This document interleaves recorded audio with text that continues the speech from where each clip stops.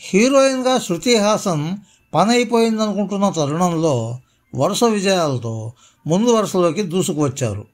సలార్ చిత్రంతో ఆమె ఖాతాలో ఈ ఏడాది మరో భారీ చిత్రం పడినట్లే. ఇటీవలే ప్రచార కార్యక్రమాలకు హాజరైన సందర్భంలో సినిమాలతో పాటు తన వ్యక్తిగత జీవితానికి సంబంధించిన పలు ఆసక్తికర విషయాలను ఆమె పంచుకున్నారు.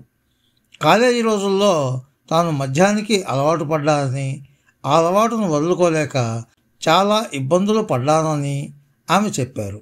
కాలేజీ స్నేహితులతో కలిసి పబ్బుకు వెళ్ళి రోజు మద్యం తీసుకునేదానని చెప్పారు. ఆల్కహాల్ తీసుకోవడం వల్ల ఎలాంటి ప్రయోజనం లేదని కొన్నాళ్లకు అర్థం చేసుకున్నాను. దాంతో క్రమంగా ఆ అలవాటు నుంచి బయటపడ్డాను. 8 ఏళ్లుగా మద్యానికి దూరంగా ఉంటున్నాను. ఇప్పటికీ అప్పుడప్పుడు కొంతమంది నా దగ్గర ఆ ప్రస్తావన తెస్తే నేను సున్నితంగా తిరస్కరిస్తాను అని అన్నారు. శృతి ప్రస్తుతం అడవి శేష్ సరసన డెకాయిడ్ చిత్రంలో నటిస్తున్నారు.